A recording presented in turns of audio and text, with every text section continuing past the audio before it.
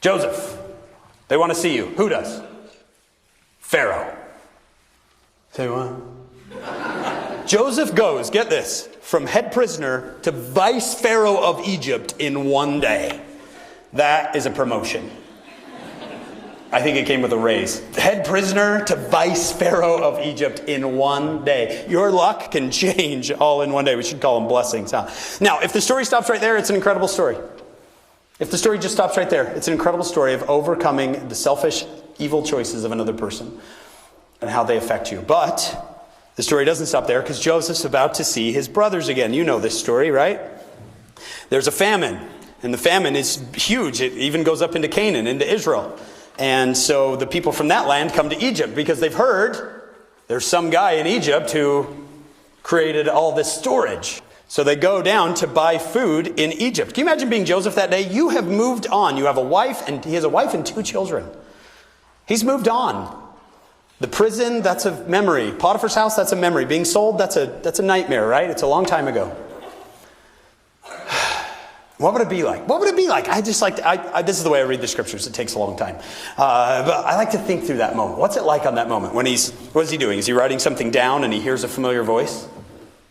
He hears Reuben's voice. What? He'd have to stare, right? He'd have to be like, Joseph?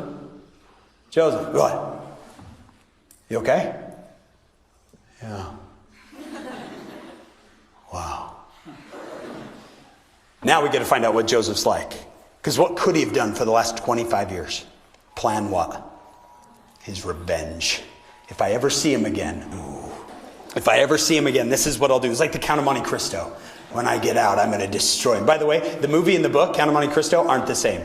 In the book, the guy ends up pretty miserable with all his revenge.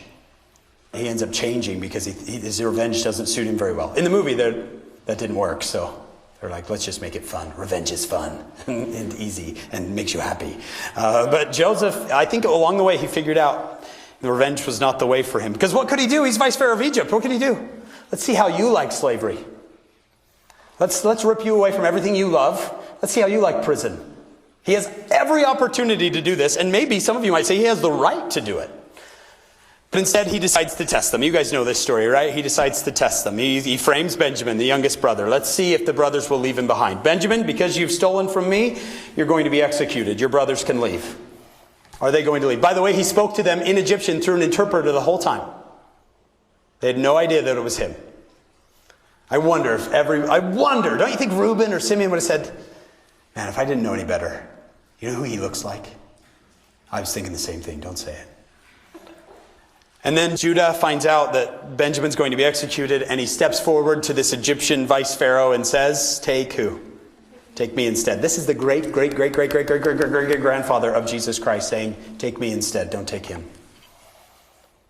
I broke my father's heart once. I'm not going to break it again. Take me instead.